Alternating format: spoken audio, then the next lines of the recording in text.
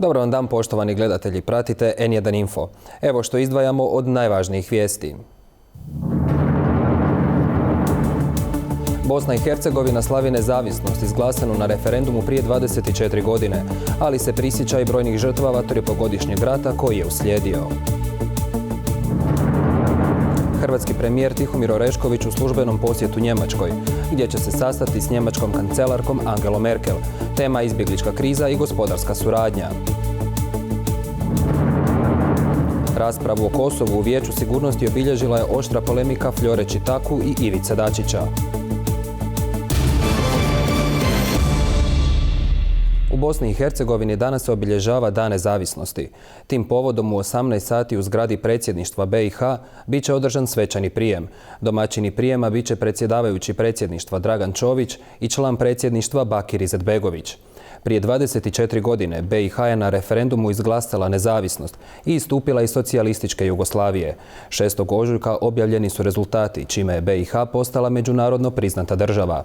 Jutros je tradicionalno u Sarajevu položeno cvijeće ispred vječne vatre i na spomen obilježje ubijenoj djeci opkoljenog Sarajeva.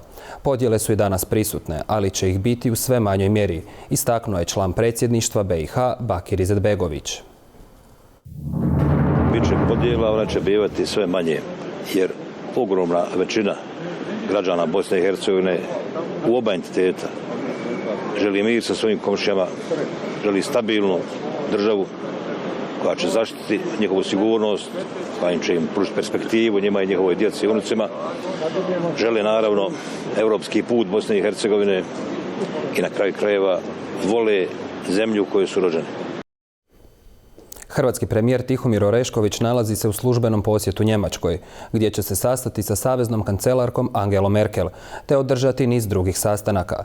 Premijer Orešković i kancelarka Merkel održat će sastanak nešto prije podne, a u poslijepodnevnim satima će predsjednik hrvatske vlade posjetiti Njemački povijesni muzej i razgledati izložbu umjetnosti s Holokausta, dodaje se u priopćenju. U zgradi hrvatskog veleposlanstva premijer Orešković sastaće se s predstavnicima hrvatske zajednice u Berlinu, a nakon toga i s apostolskim nuncijem u Njemačkoj Nikolom Eterovićem. Pred Vijećem sigurnosti UN-a predstavljen je redovan izvještaj glavnog tajnika Ban Ki-moona, ali ovoga puta o Kosovu. Raspravu poslije izvještaja obilježila je rasprava ministra vanjskih poslova Srbije Ivice Dačića i kosovske ambasadorice u SAD-u Flore Čitaku.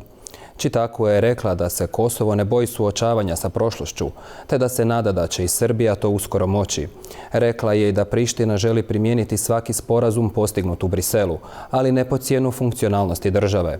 Dačić je izjavio da predstavnici zapadnih zemalja predlažu Srbiji da spusti to na Vijeću sigurnosti UN-a i pitao je da li su takvi savjeti daju samo Beogradu ili i Prištini.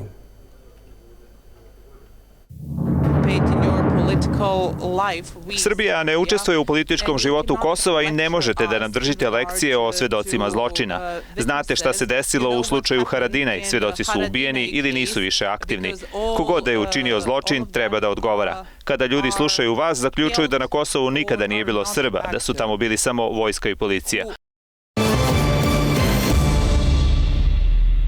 A upravo u ovim trenucima Županijski sud u Splitu donosi još jednu presudu vezanu uz Dragana Paravinju, kojeg se tereti za ubojstvo maloljetne Drnišanke Antonije Bilić. Jučer je osumnjičeni na sudu iznio svoje završne riječi, a prije toga svoje iskaze dali su ostali svjedoci, vlasnik prijevozničke tvrtke i kolega koji je preuzeo kamion, te dvoje vještaka kao i patolog te vještak za biološke tragove. Podsjetimo, Paravinju je u 2 prethodna postupka Šibenski sud osudio na 40 godina zatvora, ali je Vrhovni sud obje presude ukinuo. Drago Lovrić više ne obnaša dužnost načelnika glavnog stožera Oružanih snaga. Sada je novi glavni načelnik general pukovnik Mirko Šundov.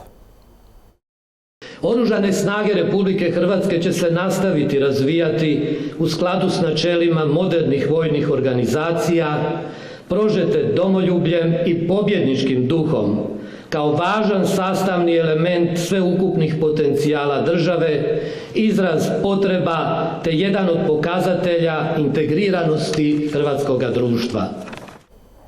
Gledali ste N1 Info. Opširnije vijesti možete pronaći na našim društvenim mrežama te na našem portalu. Doviđenja.